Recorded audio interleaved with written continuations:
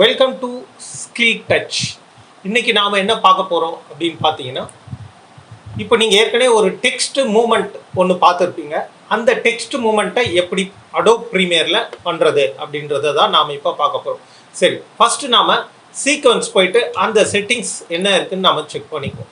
கஸ்டமில் வச்சுருக்கேன் 30 frames per second வச்சுருக்கேன்.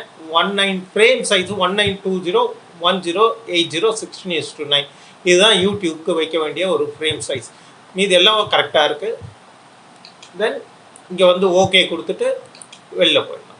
Settings இப்போ ஃப்ரேம் செட் பண்ணுறது முடிஞ்சிடுச்சு. சரி, இப்போ அடுத்தது நாம் டெக்ஸ்ட்டை டைப் பண்ணுவோம்.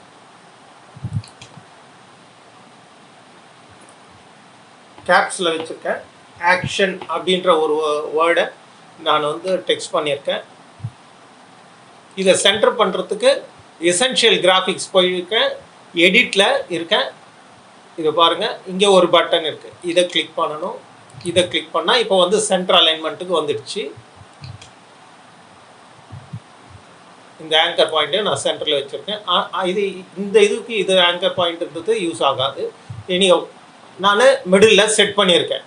ஓகே, தென் இப்போ இது சென்டர் பாயிண்டில் இருக்குது. இதை நான் அவுட் ஆஃப் ஃப்ரேம்க்கு கொண்டு போகிறேன் லெஃப்ட் சைடில். இப்போ அதுக்கு முன்னாடி நம்ம ஒரு விஷயம் தெரிஞ்சுக்கணும். இந்த பர்டிகுலர் சென்டர் பாயிண்டில் நம்ம வெளியில் எடுத்துகிட்டு போயிட்டு உள்ளே எடுத்துகிட்டு வர்றது முழுக்கவே எக்ஸ் ஆக்சிஸில் தான், இந்த ஹரிசான்டல் லைனுக்குள்ளேயே தான் நடக்குது. இப்படி தான் வெளியே போகும்போது, இப்படி உள்ளே வந்து இப்படி வரப்போகுது. அதை நம்ம ஒரு ப்ரொஃபஷ்னலாக எப்படி ரன் பண்ணுறது அப்படின்றத தான் நம்ம இப்போ பார்க்க போகிறோம். இப்போ பார்த்தீங்கன்னா பொசிஷனில் 960 540 இருக்குது. 540ன்றது நம்ம டச் பண்ண போகிறதுல இந்த 960 மட்டும் தான் யூஸ் பண்ண போகிறோம். இப்போ நம்ம இதை அவுட் ஆஃப் ஏரியாவுக்கு இந்த ஆக்ஷன்ற வேர்டை அவுட் ஆஃப் ஃப்ரேமில் நம்ம கொண்டு போவோம். எப்படி கொண்டு போகிறதுனா, இந்த இடத்துல கிளிக் பண்ணிட்டு லெஃப்டில் இந்த கர்சர் அப்படியே மூவ் பண்ணிங்கன்னா அது குறையுது பாருங்கள். அந்த நம்பர் அப்படியே குறைஞ்சி இந்த இடத்துல இப்போ இருக்குது. ரைட்டா? இந்த இடத்துல வச்சுட்டு இப்போது இந்த பொசிஷன் ஸ்டாப் டைமரை வந்து இது கிளிக் பண்ணிக்கோ. கிளிக் பண்ணியாச்சு. தென் இங்கேருந்து ஒரு பக்கத்துலேயே வச்சுக்கலாம். ஏன்னா இந்த டெக்ஸ்ட் வந்து ரொம்ப ஃபாஸ்ட்டாக உள்ளே வந்துடணும். இப்போ இங்கே வருது. இப்போது நமக்கு ஏற்கனவே தெரியும் 960ன்றது தான் சென்டர் பாயிண்ட். நம்ம 960 வைக்க போகிறதுல இப்போது 900க்கு வைக்க போகிறேன். 900 வச்சா நியர்பை சென்டருக்கு வந்துடும். 900 கிளிக் பண்ணியாச்சு. இங்கே எங்கேயாவது வச்சுட்டு கிளிக் பண்ணிங்கன்னா அங்கே ஒரு ஃப்ரேமுக்கு வந்துடுச்சா? ரைட். தென் இப்போ இது வந்து ஃபாஸ்ட்டாக வந்துருக்கும். சரி, அடுத்தது பார்த்தீங்கன்னா நான் இந்த இடத்துக்கு வரைக்கும் ஃபாஸ்ட்டாக வந்தது. அடுத்த 2 ஃப்ரேமுக்கு அது வந்து ஸ்லோவாக தான் நகரப்போகுது.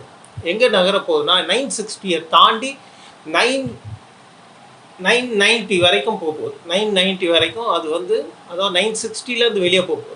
கொஞ்சம் போயிடுச்சு. தென் இப்போ 990 வந்துருக்கிறது நமக்கு 960க்கு எக்ஸாக்டாக வந்து சென்டர் ஆகணும். அதுக்கு பக்கத்துலேயே ஒரு ஃப்ரேமை தள்ளிட்டு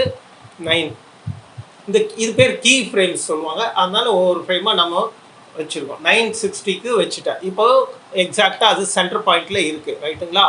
இப்போது சரி, இப்போ சென்டர் பாயிண்ட் ரொம்ப ஃபார்வர்டாக போயிட்டு திருப்பி பின்னாடி வந்து திருப்பி இப்போ 960லே இருக்குது. இந்த 960ல் அது கொஞ்ச நேரம் இருக்குது. அப்போது அகெயின் அதே 960லேயே வச்சுட்டு மூவ் பண்ணிவிட்டு ஒரு பாயிண்ட்டை கிளிக் பண்ணிக்கலாம். இப்போ இந்த 960லேருந்து திருப்பி ஃபாஸ்ட்டாக மூவ் ஆக போகுது. அது எவ்வளோ திருப்பி 2150 அவ்வளோ அடிக்கலாம். அப்போ வெளியே போயிடும். வெளியே போயிடுச்சு. இப்போ இதை நாம் ப்ளே பண்ணி பார்க்கலாம் எப்படி ரிசல்ட் இருக்குதுன்னு பார்ப்போம். ரைட்.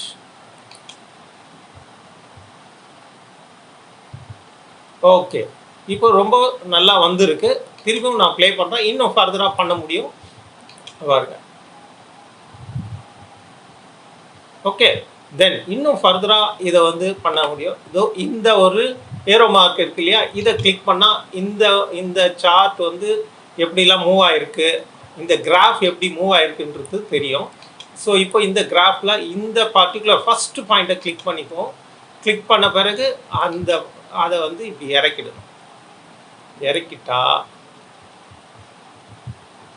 அதை வச்சுட்டு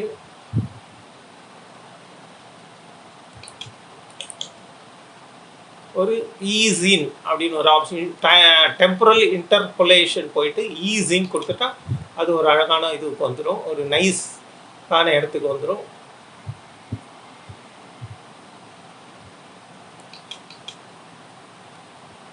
ஓகே, இப்போ பாருங்க.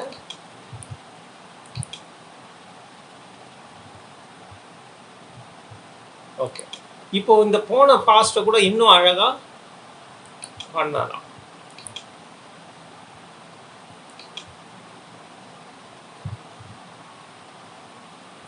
இப்போ பார்த்தீங்கன்னா இதுலேயும் கொஞ்சம் வேரியேஷன் கிடைக்கும். ஓகே, இப்போ இதை இன்னும் ஃபர்ஸ்ட் கிளாஸாக ஃபைன் டியூன் பண்ணியிருக்கோம்.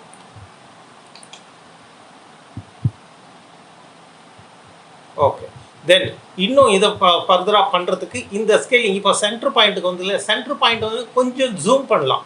எப்படின்னு பார்த்தீங்கன்னா இதுதான் அந்த சென்டர் பாயிண்ட்டோட ஏரியா. ஸோ இந்த சென்டர் பாயிண்ட்டில் இப்போது நாம் வந்து ஸ்கேலிங் இங்கே வச்சுக்கிடுவோம். இப்போ இந்த ஸ்கேலிங் இங்கே வச்சுட்டேன். இது இங்கேருந்து 100லேருந்து தான் தொடங்குது. தென் ஃபர்தராக இந்த பாயிண்ட் வருது. இந்த பாயிண்ட் வந்த உடனே வர வரைக்கும் அது 100ல் தான் இருக்குது, மாற்றம் இல்லை. இந்த பாயிண்ட் வந்த உடனே அது 120ன்ற ஸ்கேலிங்க்கு போகுது.